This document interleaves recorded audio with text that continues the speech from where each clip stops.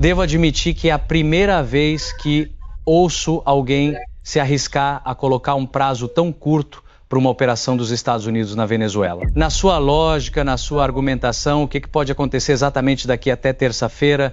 Como você diz que não se surpreenderia se os primeiros mísseis fossem disparados, não é? Quais poderiam ser as operações possíveis? O que você diria aos venezuelanos neste grupo que pensam: mais um analista prevendo o fim do regime Maduro, sem sucesso, repetidamente, e nada acontece? Recentemente recebi várias ameaças que o Departamento de Justiça e o FBI estão investigando para você ter uma boa ideia geral, mas isso não me intimida. O que me assusta é não nos apressarmos a fazer isto, pressionando a Casa Branca a decidir rápido, sem mais esperas. Circulam rumores nas redes sociais não confirmados, atenção, de que pessoal diplomático estaria deixando Caracas. Tem alguma informação recente sobre isso para nos fornecer? Possíveis planos do governo Trump contra Maduro. Por hora, diversas companhias aéreas cancelam voos de e para a Venezuela. Poucos aviões sobrevoam o espaço aéreo. A pressão dos EUA sobre o regime venezuelano aumenta consideravelmente. Segundo o Washington Post, a Casa Branca planeja usar aviões militares posicionados no Caribe para sobrevoar Caracas e lançar panfletos com enorme recompensa de $50 milhões por informações que levem à captura de Nicolás Maduro. Entretanto, autoridades dos EUA disseram a Reuters que Trump estaria pronto para intensificar na prática a pressão sobre o regime. Incluiria operações secretas e outras ações para derrubar Maduro, no entanto. Isso ocorre após um importante e recente alerta de segurança dos EUA sobre os riscos críticos e potenciais presentes no espaço aéreo de Maiquetía, que serve Caracas, especialmente em virtude do aumento da atividade militar considerável na Venezuela e arredores. Diante disso, várias companhias aéreas como Avianca, Iberia e Gol cancelaram voos.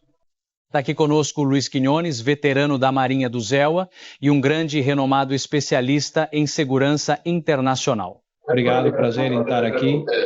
Qual é o real risco da situação atual face ao envio militar do EUA contra o narcoterrorismo no Caribe? A situação da aviação civil. Pode ser perigoso. Lembremos que na Ucrânia derrubaram um avião que se perdeu e voava a uma altitude considerável. E eles tentaram, inclusive, subir ainda mais para evitar conflitos no solo, a 35 mil pés abaixo. No entanto, um míssil derrubou, matando todos os inocentes. O perigo é que a qualquer momento um avião militar pode aparecer. Lembremos-nos de que os aviões militares não usarão identificação, o que na aviação chamamos de IFF, identificação de amigo ou inimigo. E além disso, o F-35 é indetectável por radares. A aeronave estaria incrivelmente bem segura até uma colisão no ar. É por isso. Outra coisa importante é que quando o sistema de aviação emite um alerta desta magnitude, dizendo isto pode acontecer se houver um processo por danos, já que houve um acidente com mortes. A companhia aérea teria que pagar, né? As empresas de seguros diriam que não são responsáveis porque as companhias aéreas tinham a opção de sobrevoar essa área ou ir por outro caminho. Tenho um amigo que trabalha na United, ele é capitão, e me disse que eles estão aumentando entre 20 e 30 minutos nos voos que precisam passar ao redor da Venezuela para evitar o território, já que às vezes precisam desviar até 150, 200 milhas. Agora, não sabemos em que momento vão começar a lutar os aviões e a voar bombardeiros. E lembremos que alguns desses bombardeiros vão estar voando até 55 mil pés de altitude, algo que as companhias aéreas não alcançam esse nível. Senhor Quiñones, no entanto, chama a atenção que seja justamente agora. Por que agora, se essas operações americanas, esse deslocamento militar, esses exercícios com os quais a Venezuela também, ou o regime da Venezuela, tentou responder, já vem acontecendo nos últimos meses? O deslocamento americano começou em agosto, em setembro. Por que justamente agora a FAA lança esse alerta? O que poderia acontecer? O que poderia mudar? O alerta foi feito porque o Departamento de Defesa, ou de Guerra, como quiserem chamar, avisou que estão prestes a iniciar alguma atividade que vão começar a disparar mísseis, pelo menos. E é isso que deu a necessidade à aviação dos Estados Unidos de avisar a todos os voos, a todas as companhias aéreas que isso está acontecendo. No dia 24, deste mês, vence o período que Marco Rubio deu para declará-los terroristas. E por que isso é importante? As pessoas dizem, por que esperamos uma semana? Porque todos eles têm o direito de alegar e apresentar provas de que não são terroristas. Ou seja, eles têm o direito de apelar contra a designação de terroristas. Foi dado a eles até o dia 24, eles não fizeram absolutamente nada, só sugeriram conversar, que poderíamos negociar a saída, mas sabíamos que seria a mesma coisa de antes, de enrolar e enrolar e enrolar. Não propuseram nada novo. Queriam que fossem mantidos no poder por mais 3 anos e meio para que pudessem preparar outras eleições. Já houve eleições no ano passado, então para que fazer mais eleições? E foi dito a eles que não. Anteriormente, há 2 dias, na sexta-feira, voltaram a dizer que queriam dialogar, mas já foi dito a eles que não, porque não são sérios e que o tempo que eles tinham para responder e apresentar provas contundentes de que não são terroristas termina amanhã. Ou seja, a partir de amanhã, todo esse processo que antes podia estar nas mãos do Departamento de Justiça, das autoridades civis, da polícia, da Guarda Costeira, agora passa a ser de exclusividade do Departamento de Guerra. Se capturarem uma pessoa, um desses barqueiros vão tratá-lo como se fosse um combatente inimigo e ele será detido e processado pelas leis de guerra, não pelas leis civis. Pois justamente, senhor Quiñones, nesta segunda-feira entra em vigor, como o senhor bem destacou, a designação do Cartel dos Sóis como organização terrorista estrangeira anunciada pelo Departamento de Estado. O que isso pode implicar? Que poderes essa designação dá ao governo Trump para agir contra o regime? O próximo relatório nos explica isso. Já volto com o senhor Quiñones. O Departamento de Estado seguirá os passos do Tesouro e designará o Cartel dos Sóis como organização terrorista internacional, uma medida que abrirá caminho para vários cenários, por exemplo, de natureza militar. Agora, com a nova classificação como organização terrorista internacional, o alcance se amplia muito mais e já não é apenas econômico, pois permite ações penais sob leis antiterrorismo. Justifica ações e operações além do âmbito financeiro, inclusive, digamos, no âmbito militar. A administração Trump tem insistido que o grupo criminoso é liderado por Nicolás Maduro e outros altos comandantes do regime. Houve uma investigação internacional sobre a relação entre o Cartel dos Sóis, Nicolás Maduro e outras organizações criminosas como o Tren de Aragua. E não há dúvida de que, digamos, a Venezuela é o paraíso do crime organizado internacional. Segundo o anúncio feito pelo Departamento de Estado, funcionários teriam corrompido vários poderes na Venezuela, além dos serviços de inteligência e das Forças Armadas. A designação implica uma pressão ainda maior para negociar seriamente de forma eficaz, forçando Maduro a negociar sua rendição rapidamente, pois aumenta consideravelmente os custos de permanecer no poder. Os Estados Unidos acusam o cartel de Los Soles de fomentar violência terrorista no hemisfério, para além do tráfico de drogas para a Europa e também para os EUA.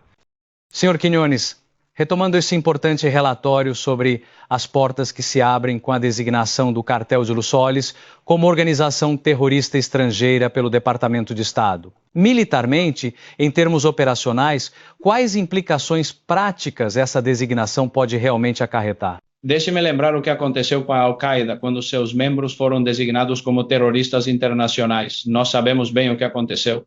Entramos militarmente de imediato e o perseguimos até o capturarmos, sendo morto e executado pelas forças de segurança. É isso que pode acontecer neste caso específico. Os Estados Unidos se cansaram e uma grande oportunidade de desistir foi dada a eles. Eles usurparam o poder, pois sabemos que 2 pessoas foram eleitas com 80% dos votos. Não estamos entrando em nenhum país e o invadindo, pois os líderes locais nos disseram com ênfase: entrem, venham prender esses fugitivos da justiça agora mesmo. Ou seja, o que eles dizem sobre invadirmos é mentira. Reafirmo categoricamente um fato inegável.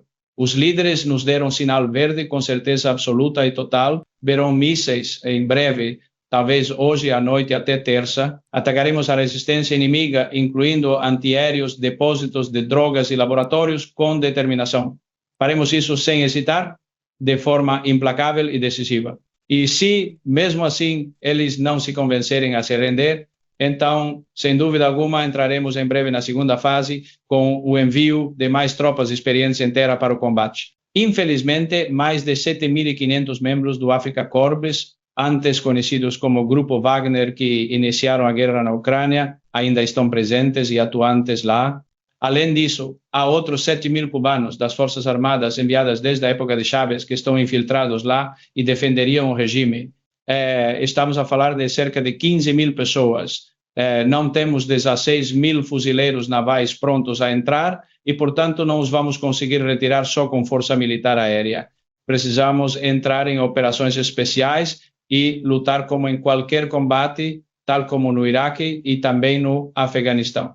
Infelizmente, nesta situação complexa, haverá perdas de vidas que ninguém deseja e não há alternativa viável no presente momento aparente e imediato. Eles estão agindo de forma extremamente perigosa, intensificando a crise com ainda mais ajuda russa, nos forçando a confrontar grupos de maneira arriscada. Estamos cientes de que enviaram sistemas antiaéreos para abater nossos aviões. Não podemos esperar. Senhor Quiñones, perplexo. Devo admitir que é a primeira vez que ouço alguém se arriscar a colocar um prazo tão curto para uma operação dos Estados Unidos na Venezuela. E digo isso porque, claro, tem aquecido bastante o debate por várias e longas semanas. Os Estados Unidos disseram que não descartavam de forma alguma ataques na Venezuela, incluindo operações terrestres. Depois disseram que não podiam confirmar nem negar nenhuma informação. Há uma semana, tivemos aqui o ex-embaixador dos Estados Unidos na Venezuela, James Story, e ele deu um prazo de 30 dias, pois alegava que esse destacamento não poderia durar muito mais, tendo em conta que ele está lá desde agosto até setembro. Na sua lógica, na sua argumentação, o que pode acontecer exatamente daqui até terça-feira? Como você diz que não se surpreenderia se os primeiros mísseis fossem disparados, não é? Quais poderiam ser as operações possíveis? Bem, primeiro as operações. Existem centros de radares que eles têm e que serão atacados para cegá-los, para que não possam ver. As forças especiais, com cerca de 800 forças, tanto dos SEALs como da Delta Force, têm praticado como tomar o aeroporto. E o aeroporto de San Croix é bem parecido com a localização de Caracas. Então, eles têm praticado ali em vários pontos de ataque, por helicóptero, por mar, e têm diminuído o tempo para realmente aperfeiçoá-lo. Isso criaria outra situação onde poderiam intervir rapidamente para impedir que criminosos escapem do país. Paralelamente, forças especiais sabotarão e interromperão completamente e de forma eficaz o sistema elétrico nacional. Já existem aviões em teste, como os B-52, que usam um aditivo especial e um sistema avançado que substitui a bomba. Eles podem, inclusive, cegar quase todo o país com sinais potentes que bloqueiam televisão, rádios, celulares e qualquer emissão de rádio de maneira impressionante e altamente eficaz em todo o território. E então, no Panamá, fizemos assim. Quando entramos, o pessoal assistia a um jogo importante e viu uma falha repentina na TV. Depois, um porto-riquenho explicou detalhadamente que começava uma missão militar complexa e urgente para capturar Noriega, pedindo encarecidamente para ficar em casa, quietos e seguros, garantindo a todos que terminaria logo. Vai ser algo muito, muito parecido e vai ser bem rápido. Eu diria que toda a atividade, porque sabemos que a maioria dos militares venezuelanos nos apoia contra o regime, e isso duraria 2 dias. E qual é o cenário específico que os Estados Unidos prevêem em detalhe após essas 48 horas, exatamente? Bem, precisamos realmente garantir que trabalharemos com os novos líderes, principalmente Maria Corina, pois ela tem planos específicos para o futuro. Ela é uma mulher de valor inestimável, tem muita coragem, é uma grande líder que esteve sempre lá arriscando sua vida. Já que a estão procurando, ela pode assumir o controle, passando imediatamente para eles e terão que trabalhar arduamente. Tenho conversado com o pessoal da Venezuela quase diariamente, fornecendo informações para que permaneçam unidos e não caiam em armadilhas. Mas isso não vai acontecer da noite para o dia, de maneira alguma. Não esperem que entremos, derrubemos o regime e que em 24 horas tudo esteja absolutamente perfeito, resolvido e a funcionar normalmente. Levará muito tempo e um enorme esforço para reconstruir completamente o que destruíram. Sejam pacientes, persistentes, mantenham-se unidos e trabalhem sempre juntos. Caso contrário, o câncer que se espalhou e destruiu o país pode retornar, infelizmente. Será um grande esforço, sem dúvida, mas é crucial que as pessoas entendam que precisam colaborar ativamente com o novo governo para recuperar o que perderam e reviver a economia e a sociedade que conheceram e valorizavam no passado. Senhor Quiñones, estamos sempre em diálogo com os nossos telespectadores. Muitos comentários são sobre o tempo passar rapidamente e nada de realmente novo acontecer em suas vidas. Muitos comentários aludem a datas que surgem no debate e apontam inclusive mais uma data possível para o futuro. O que você diria aos venezuelanos neste grupo que pensam: mais um analista prevendo o fim do regime Maduro, sem sucesso, repetidamente, e nada acontece? Sim, fui sincero com eles. Olha, eu digo a vocês, a única pessoa que sabe a data exata é o presidente Trump, mais ninguém. Podemos especular com base nos eventos atuais, como o recente envio de 2 importantes aviões-tanque KC-40 e 6 para aquela área específica. Só ele sabe o porquê disso. Realmente, nós temos poucos desses aviões e isso é crucial para nós. Enviá-los para lá significa tirá-los de uma zona onde são necessários para apoiar outras atividades. E a única razão para mover-los é se precisar mesmo deles em breve e de forma muito rápida. Então, estou pensando que se vão enviar esses tipos de aviões é porque vão precisar reabastecê-los no ar, não. Se forem F-35 interceptando barcos pequenos, eles podem fazer isso em Porto Rico, até mesmo em Trinidad e Tobago. Não há necessidade de ter esses petroleiros. O envio deles significa, para mim, como ex-militar que participei de operações desse tipo, que estão fazendo algo importante e precisam de todo o elemento para conseguir. Não é que nós quiséssemos tirar a esperança de vocês, porque isso é o pior para os venezuelanos. Entendo a desesperança, entendo a longa espera por uma solução real e efetiva. Se eu estivesse no comando, jamais teria anunciado absolutamente nada, teria feito como fizeram com Noriega, entramos de surpresa, prendemos eles, tiramos eles de lá e vemos como Noriega terminou na prisão. Por isso que, mas infelizmente esta administração decidiu anunciá-lo publicamente para ver se pressionavam o governo de Maduro a libertá-los e para que tivessem bom senso e responsabilidade. E se você visse as discussões que tivemos, porque eu tive ativamente envolvido nessas discussões e me tornei inimigo deles, ele me menciona, sabe? Se você assistir às entrevistas dele com atenção, ele me cita. Nas entrevistas, como obviamente os desmascarei, não gostam mesmo nada que revelem a verdade e agora até me ameaçam. Recentemente recebi várias ameaças que o Departamento de Justiça e o FBI estão investigando para você ter uma boa ideia geral. Mas isso não me intimida. O que me assusta é não nos apressarmos a fazer isto, pressionando a Casa Branca a decidir rápido, sem mais esperas. Acho que chegamos a essa conclusão. Está nos custando $50 milhões por dia para manter essas forças lá. É uma quantia de dinheiro que simplesmente não podemos sustentar. Politicamente o presidente não pode recuar agora, ele já se comprometeu, já enviou toda essa força militar e já gastou uma enorme quantia, o capital político. E você consegue imaginar o que aconteceria se ele de repente trouxesse todas essas tropas de volta, depois de tanta discussão e tantas ameaças? Ele não vem de mãos vazias, ele não conseguiu a missão. Como será para ele nas eleições do próximo ano? Seria desastroso. Por isso é que ele tem que chegar a uma conclusão de um jeito ou de outro, mas ele não pode esperar mais, porque as eleições, desde o mês passado, no início do mês, quando os democratas venceram com força, enviaram uma mensagem clara. Ele não pode manipular e tem que apostar de verdade. Esperávamos que tudo terminasse até o dia de Ação de Graças. Tenho um familiar no Ford que já voltava para Norfolk, mas infelizmente mudaram o destino deles e agora estão esperando lá. A moralidade está começando a declinar, né? Imagine só estar num barco por tanto tempo, entende? E não são barcos de luxo, querem ver suas famílias. Já estão no navio há muito tempo, meses, porque estiveram no Mediterrâneo antes. Agora, os comandantes estão a pressionar urgentemente o presidente para que tome uma decisão o mais rápido possível.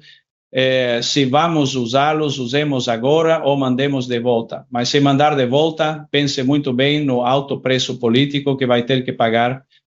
Senhor Quiñones, circulam rumores nas redes sociais não confirmados, atenção, de que pessoal diplomático estaria deixando Caracas. Tem alguma informação recente sobre isso para nos fornecer? Sim, eu sei que diplomatas insistiram para saírem hoje, porque estou te dizendo isso porque tenho um familiar muito próximo casado com uma venezuelana e ele estava muito preocupado, já que tem dupla cidadania venezuelana e americana. O americano escondeu aparentemente, porque estão impedindo que os americanos saiam do país.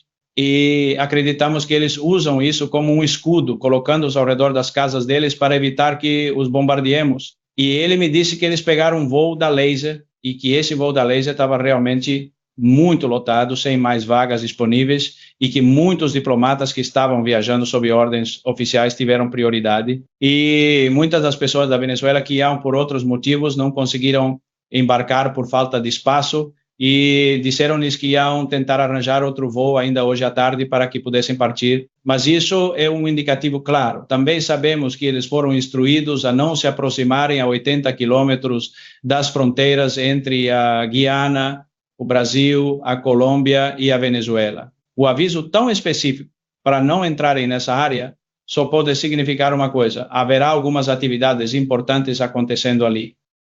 E como te disse antes, há pessoas agora que os diplomatas estão... Conheço uma família diplomática francesa que pede insistentemente ao governo que envie urgentemente aviões particulares, pois já não conseguem obter voos comerciais.